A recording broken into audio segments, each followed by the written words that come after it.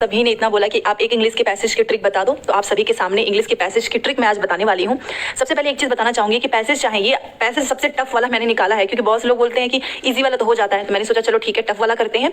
एक चीज याद रखो, इजी टफ मैटर नहीं करता है कि आपका पैसेज ईजी है टफ है, आपको उसका जो है सही प्रोसीजर पता होना चाहिए कि पैसेज को सॉल्व कैसे करना है। अगर आप प्रोसीजर आपको सही पता है ना, देन आप टफ ईजी मैटर ही नहीं करता, आप आराम से कर लेंगे। ये मैंने ऑनलाइन का ही उठाया है पैसेज, क्योंकि अब आपको पता है ना कि अब आपको इधर पैसेज इधर क्वेश्चन नहीं मिलेगा। आपको पहले ये देख लो पैसेज कितना लंबा चौड़ा है, देख लीजिए। सबसे इवन मुझे ऐसा लग रहा था कि यही सबसे, यहाँ पर देखिए आप देख सकते हो, ये देखिए ये इतना लंबा, मतलब 3 पैराग्राफ वाले पैसेज मैंने लिए हैं, 1 2 3, और उसके नीचे ऐसा क्वेश्चन मिलेगा। ऐसा ही ऑनलाइन में आपको करना पड़ेगा, सबसे पहले पैसेज फिर उसके नीचे क्वेश्चन। अब इसकी बेसिक ट्रिक समझ लीजिए, और सबसे पहले आप लाइक जरूर कर दीजिएगा, क्योंकि मैं अभी आप सभी के लिए अर्जेंट में ये वीडियो मैंने सोचा बना देती हूँ, क्योंकि कल जिसका भी एग्जाम है मैंने चाहती हूँ उसका थोड़ा सा भी नुकसान हो। तो प्लीज लाइक शेयर और सब्सक्राइब जरूर कीजिएगा। और एक चीज याद रखो, सबसे पहले पैसेज को सॉल्व करने से पहले सबसे पहले आपको पैसेज नहीं पढ़ना है, ये गलती मत करना। सबसे पहले आपको क्या पढ़ना है, क्वेश्चंस को रीड करना है। ओके, दूसरी चीज मैं जो टिप्स आपको बता रही हूँ ध्यान रखना है, आपको पैसेज नहीं पढ़ना है, आपको क्वेश्चंस को रीड करना है। उसके बाद से आपकी इंग्लिश वीक है स्ट्रॉन्ग है डज नॉट मैटर, आपको यहाँ पे ट्रांसलेशन हिंदी का नहीं निकालना है। बहुत से लोग इसी चीज से घबरा जाते हैं क्योंकि इंग्लिश वीक है, उनको हिंदी की मीनिंग नहीं आती है। मैं यहाँ पर इस पैसेज को बिना हिंदी में ट्रांसलेट किए ही पूरा सॉल्व करके आप सभी के सामने दिखाऊंगी। ठीक है, नहीं आता इसकी मीनिंग कोई बात नहीं, हमें क्या करना है, पैसेज को नकल करना है। एक ये तीसरी टिप है, आपको पैसेज क्वेश्चन में जो पूछा है आपको तुरंत यहाँ से टीप लेना है, नकल करना है, अपने मन से अपना दिमाग नहीं लगाना है, क्योंकि जहां पर क्वेश्चंस में आपने अपना दिमाग लगाया आपको मिल जाएंगे 0 नंबर। ठीक है, उसके बाद से पैसेज एक 1 बाय 1 क्वेश्चन पढ़ना है। पैसेज जहां पर आपका आंसर मिलता है रुक जाना है, आंसर को सिलेक्ट करना है, आगे बढ़ना है। क्यों? क्योंकि एक क्वेश्चन एक पैसेज के नीचे होगा, तो 1 बाय 1 करना है। दूसरी चीज की आपको ऐसी बस आंख बंद करके ऐसे पूरा पैसेज नहीं पढ़ने लगना है, हमेशा याद रखना, क्योंकि 9 क्वेश्चन मान लो ये पैराग्राफ में मिलेगा, तो उसमें से 2 क्वेश्चन तो आप 2 या 3 क्वेश्चन तो आपके ग्रामर के ही पोर्शन के होंगे। 3 मान के चलो कि 3 आपको ग्रामर वाले मिलेंगे, बाकी के आपको सब नकल करना है। तो 3 में अपना दिमाग लगा लेना, बाकी सब में आपको नकल करना है। तो समझ गए होंगे आप इसकी टिप्स क्या है। आपको सबसे पहले क्वेश्चन को रीड करना है, आपको इसका हिंदी का मीनिंग नहीं निकालना है, जहां पर आपका क्वेश्चन का आंसर मिला वहीं स्टॉप होकर आंसर सेलेक्ट करके आपको आगे बढ़ जाना है। ठीक है, अब जैसा ऑनलाइन पेपर में आएगा वैसे ही हम इसको करने वाले हैं। मान लीजिए आप बैठ गए एग्जामिनेशन हॉल में और आपके सामने स्क्रीन पर ये पैसेज दिखता है, आप क्या करोगे, सबसे पहले आप क्वेश्चंस को रीड करोगे। तो चलो हम क्वेश्चंस को रीड करते हैं। अब आपके सामने ये लंबा चौड़ा सा आ गया। ठीक है, अब आपको क्या करना है, सबसे पहले क्वेश्चंस को पढ़ना है, चूज द करेक्ट ऑप्शन। अब इसका मतलब क्या है कि आपको पैसेज का कुछ ना कुछ चीजें पता होनी चाहिए, तभी आप इसको कर सकते हैं। अब अगर मैं रहूंगी आपके जगह पे तो मैं पता क्या करूंगी, सबसे पहले इसको रीड जरूर करूंगी, ये नहीं कि छोड़ दूं। तो क्या करना होगा, the author underlines the importance of home because it. Question पढ़ने से पता क्या होता है, आपको एक आइडिया लग जाता है कि पूरा पैसेज किसके बारे में है, इसलिए क्वेश्चन को पहले पढ़ना चाहिए अपना समय बचाने के लिए। तो द ऑथर मतलब ऑथर की बात हो रही है, underlines the importance of home because it, home की बात हो रही है। ठीक है, घर की बात हो रही है। तो ये 4 ऑप्शंस पहले पढ़ लेते हैं, क्योंकि आपको करेक्ट ऑप्शन बताना है, इसके लिए चारों आपको पढ़ना होगा, तभी जाकर आप उसमें ढूंढ पाएंगे। तो चलो देखते हैं होम के बारे में क्या क्या चीजें लिखा है। पहला लिखा है कि ये हमको give shelter to our families. मैं हिंदी मीनिंग नहीं निकालूंगी क्योंकि इंग्लिश टू इंग्लिश ही जाना है हमें। Give shelter to our families, aids to our happiness, provide us with opportunities to grow, strengthens the bonds between family members। अब इसमें क्या चीजें सही होंगी, इसके लिए आपको चलना होगा पैसेज पे। तो चलो चलते हैं पैसेज पे, यहाँ से हम पैसेज पढ़ना रीड करेंगे। अब हमारा मेन स्टार्ट हो गया है। देखिए, in present time home has become our world. पहले आपको होम के बारे में मिल गया, but home is equally important to our fellow species, a common factor between millions of birds, animals, insects and invertebrates on earth. Our shared home is having a homestead. A home provides a sheltering base for our families, enabling us to grow towards new possibilities। आपको एक shelter वाला यहाँ पर मिल गया है, अभी हम बाद में देखेंगे। देखो, एक तो बता रहा है होम के बारे में कि provide sheltering base for our families, enabling us to grow towards new possibilities. और भी पढ़ लेते हैं होम के बारे में। Similarly their homes nest high in trees, burrows deep underground, silken webs shimmering in sunlight, holes holding one's young, hungry for a bite, mean the same to all species. अब देखो होम के बारे में ना बस यहीं तक मिला है, तो ये वाली लाइन देखो, ये वाली line, home provides a sheltering base, and एक है our families enabling us to grow towards new possibilities. बाकी तो ये नीचे बर्ड्स के बारे में है। तो चलो देखते हैं, हम पूरा नहीं पढ़ेंगे। ठीक है, सबसे पहले give shelter to our families, आपने तुरंत देखा ना। अभी मैं आपको अंडरलाइन करके कंफर्मेशन के लिए दिखाऊंगी। मैं तो इसको बार बार पढ़ती ही नहीं, बट आपको दिखाना पड़ेगा कि देखो नकल कैसे करते हैं। तो पहला एकदम सही है क्योंकि शेल्टर की बात हो रही है। दूसरा, aids to our happiness, happiness की कोई बात नहीं हुई है। Provide us with opportunities to grow होने की बात हुई है, अभी मैं आपको दिखाती हूँ। Strengthen the bonds between family members, मतलब बॉन्ड्स को मजबूत करने की भी कोई बात नहीं हुई है, वहां पर सिंपल बात लिखा था। एक तो शेल्टर, एक हो गया ग्रो। आपको कीवर्ड्स पकड़ना है, तो मैं अपना राइट आंसर बताती हूँ, ए एंड सी हमारा राइट है। अब आपको आपका डाउट खत्म करने के लिए चलो एक बार पैसेज पे देखो।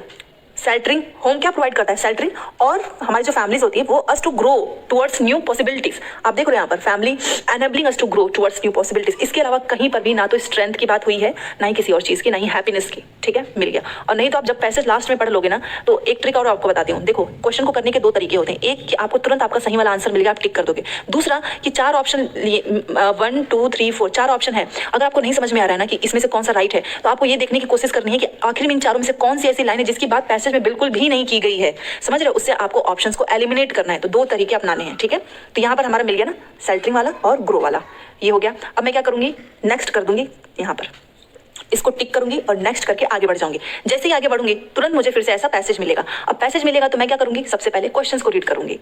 तो ये रहा हमारा अगला क्वेश्चन। ऐसे ही आपको भी करना है, इसलिए मैं 1 by 1 बता रही हूँ। The green backed fire crowned humming birds of Chile uses certain moss species because. अब यहाँ पर हमिंग बर्ड्स और Chile uses certain moss species, ऐसा कुछ मतलब पैसेज में बात हुआ होगा। तो हम डायरेक्ट क्या करेंगे, आगे पढ़ेंगे और जहां पर हमिंग बर्ड से रिलेटेड कुछ पॉइंट सामने आएगा वहीं पर हम रुक जाएंगे। ठीक है, तो चलो तुरंत फास्ट वहां पर भी आपको करना है। हाँ, अब जहां तक पढ़ा था उसके नीचे पढ़ेंगे। यहां तक हमने पढ़ लिया था, कहीं पर भी हमिंग बर्ड वाली बातें नहीं आई हैं। तो अब क्या करेंगे, नीचे पढ़ेंगे। This explain the great efforts animals and birds make to construct their homes, flying miles to find twigs, interlocking branches to make platforms, digging underwater chamber. Such homes are crucial for ecologies. Consider the green-beaked fire-crowned hummingbird of Chile. It builds a, देखो आ गया, लेकिन आगे पढ़ना है ताकि हम पूरा कर पाएं। It builds a living nest using moss species which can't disperse their spores. The hummingbird selects these species to construct a bright green nest, helping land-based plants to proliferate. The little bird's generosity, generous का मतलब उदार होता है, is rewarded by nature. These mosses, और नीचे चलते हैं, these mosses have chemical properties that protects nest from vectors carrying disease. अब आपने इतना पढ़ लिया हमिंग बर्ड्स के बारे में। अब चलो हम चलते हैं नीचे, देखना भी तो पड़ेगा कि आंसर मिल रहा है या नहीं। ये रहा, देखो लिखा है कि the green backed fire crown humming bird of Chile uses certain moss species because. क्यों? अब मैं हिंदी मतलब नहीं निकालूंगी क्योंकि हमको इंग्लिश टू इंग्लिश चलना है। They land strength to the nest. दो तरीका है, एक तो आपको पता चल जाए कि हाँ इसकी बात पैसेज में बिल्कुल की गई है, दूसरा इसकी बात बिल्कुल भी नहीं की गई एलिमिनेशन मेथड में। तो आपने पूरा पढ़ा, वहां पर स्ट्रेंथ जैसा कुछ बात तो था ही नहीं। दूसरा कि the peculiar smell keeps predators at bay, ये तो लाइन ही नहीं थी। क्या मैंने ऐसा कुछ स्मेल टाइप के वहां पे लाइन यूज की है? बिल्कुल भी नहीं। दे आर इजिली अवेलेबल, ये भी नहीं है। They provide protection from disease carrying insects, इसकी बात हुई है। तो बस आपका ये आंसर है। आपको वहां पे लाइन टू लाइन नहीं मैच करना होता है। अगर आपका ये कीवर्ड पकड़ लो, ढूंढ लो, उसे पढ़ते जाओ, तुरंत आंसर मिल जाएगा। तो आपने देखा, they provide protection from disease carrying insects. अब इसको एक बार आपको कंफर्मेशन के लिए दिखा देती हूँ कि ये कैसे सही हुआ है। देखो यहाँ पर सबसे लास्ट में लिखा है ना, यहाँ पर chemical properties that protects nets from vector carrying disease. समझ गए आप? ये रहा हमारा आंसर। अब फिर से आपके सामने पैसेज आ जाएगा, आपको क्या करना है, तुरंत क्वेश्चन पे जाना है। ये रहा। अब ये देखो, which of the following is not correct according to the passage. अब पैसेज के बारे में इसमें कौन सी चीज जो है ना वो सही नहीं लिखी है, ये आपको बताना है। अब इसके लिए आपको क्या करना होगा वो देखो।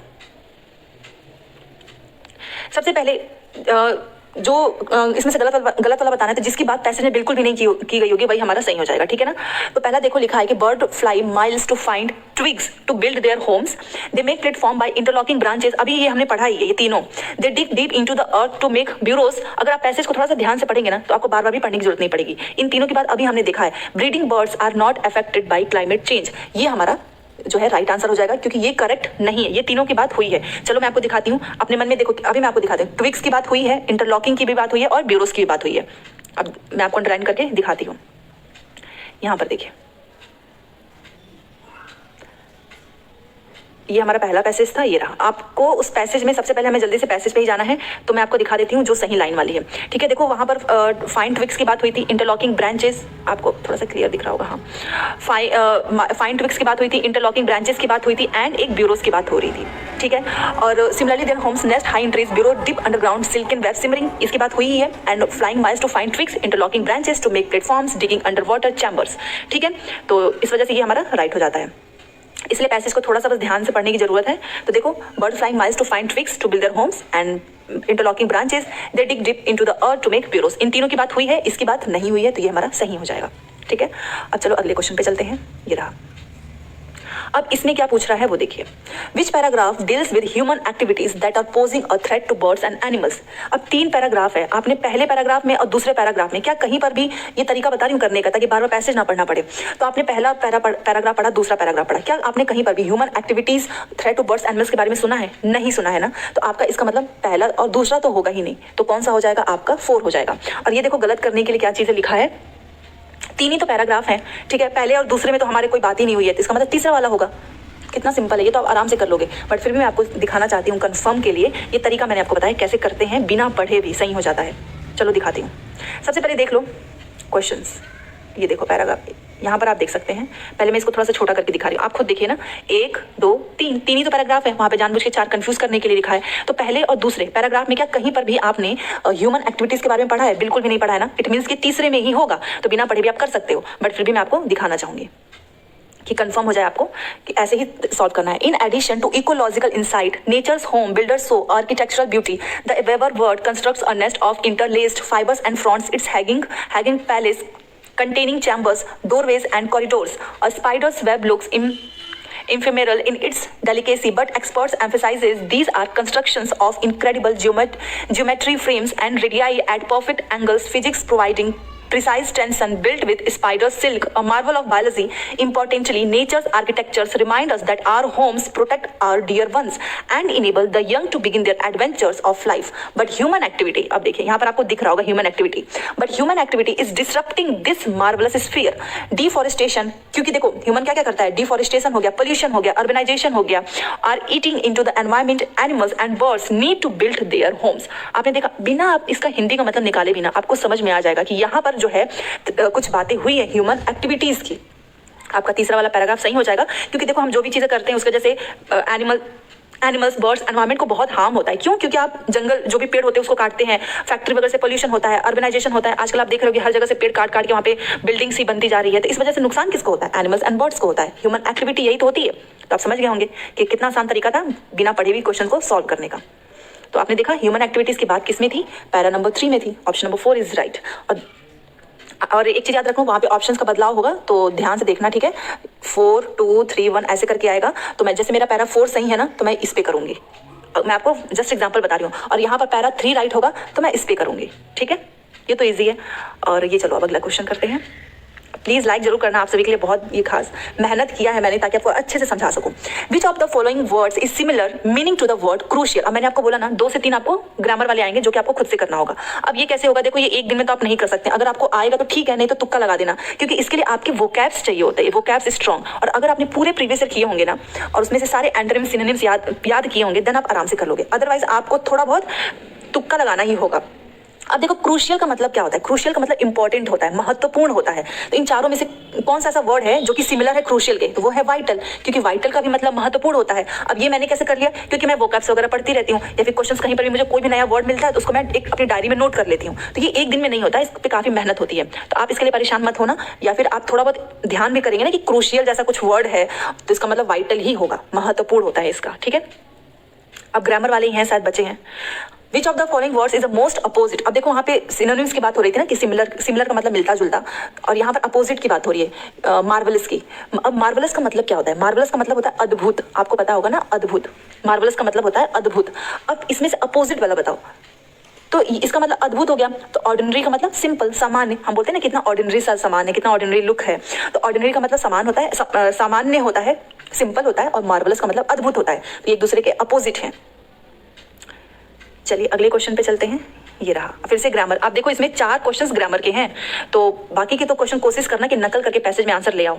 अब ये देखो, ये पार्ट ऑफ स्पीच है। मैंने बोला था पार्ट ऑफ स्पीच आएगा आपके में, जिसमें नाउन प्रोनाउन सब कुछ रहता है। A home provides a sheltering base for our families. अब ये आर के बारे में पूछ रहा है, ये क्या है? क्या ये एडवर्ब है? देखो एडवर्ब की मैंने ट्रिक बताई, जिसके लास्ट में एल वाई होता है वो एडवर्ब होता है। तो ये इसके लास्ट में क्या एल वाई है? नहीं है, तो इसको तुरंत काट देना। कंजक्शन होगा नहीं, कंजक्शन 2 चीजों को जोड़ने वाली होती है ना, जैसे कि एंड हो गया और हो गया, हम 2 सेंटेंस को जोड़ते हैं, तो कंजक्शन भी नहीं होगा। ये ट्रिक बता रही हूँ, अगर आपको नहीं पता है ना फिर भी आप आंसर निकालोगे। नाउन तो बिल्कुल नहीं हो सकता है, क्योंकि नाउन मैंने हमेशा बताया है, कोई भी नाम हो या फिर कोई भी, जैसे कि लव हो गया, ऑनेस्टी हो गया, या फिर राम श्याम मोहन, ये सारी चीजें क्या होती है? नाउन होता है। नाउन नेम्स को, नेमिंग वर्ड, ठीक है। तो नाउन तो नहीं हो सकता है, तो बचा क्या? बचा तो डिटरमाइंस, देखा आपने, बिना ट्रिक के ही आप इसको सही कर लोगे। ये होती है ट्रिक कि ऑप्शंस को एलिमिनेट कर दो, लास्ट में अपने आप आपका सही आंसर निकल जाएगा। बट याद रखो, एक चीज बता देती हूँ, डिटरमाइंस में और क्या क्या होते हैं। देखो डिटरमाइंस में द होता है, ए होता है, एन होता है, बहुत सी चीजें होती हैं, याद कर लेना। This, that, these, those, my, your, जितने भी प्रोनाउन होते हैं ना वो भी डिटरमाइंस में आ जाते हैं, ठीक है। माई, योर, हिज, आर, ये सब प्रोनाउंस ही हैं, और आर भी क्या है, प्रोनाउन, बट ये डिटरमाइंस में होता है। तो इसलिए ऑप्शन नंबर 4 इज राइट। अब आई थिंक ये हमारा लास्ट है, और ये है इंपॉर्टेंट क्योंकि ये ऐसे क्वेश्चन बहुत आते हैं। देखो, which part of the following sentence contains an error. Error वाले क्वेश्चन आएंगे कि इन चारों में से एरर किस में है। अब मैं इसको कैसे करती हूँ वो देखिए, क्योंकि थोड़ा बहुत ग्रामर आपको पता होना चाहिए। इसमें क्या लिखा है, पहले पढ़ लो पूरा एक लाइन से। Wait here until I do not return from office. दो टाइप के लोग होते हैं, एक लोग सेंस से करते हैं कि अरे ये सही से बैठ नहीं रहा है, वैसे कभी मत करना क्योंकि सही से बैठाने के चक्कर में ना गलत हो जाता है। Wait here until I do not return from office. अब मुझे एक चीज पता है, देखो क्या पता है मुझे, कि अंटिल जो है ना वो नेगेटिव वर्ड होता है। अंटिल क्या है, नेगेटिव वर्ड है, और यहाँ पर डू नॉट भी क्या है, नेगेटिव वर्ड है। तो एक सेंटेंस में कभी भी दो नेगेटिव वर्ड नहीं आता है, समझ गए आप। कभी भी सेंटेंस में ना आप दो नेगेटिव वर्ड्स का यूज नहीं करते हो, केवल एक नेगेटिव वर्ड का ही यूज होता है। तो इसका मतलब इन्हीं दोनों में क्या है, झोल है। तो अब आप समझ गए होंगे, अंटिल भी नेगेटिव है, डू नॉट रिटर्न भी नेगेटिव है, तो दो साथ एक नेगेटिव वर्ड कैसे लगा दोगे, एक ही तो लगाओगे ना। इट मीन्स कि इसमें एरर किसमें है, डू नॉट रिटर्न में है। तो ये हो जाएगा हमारा ऑप्शन नंबर 2।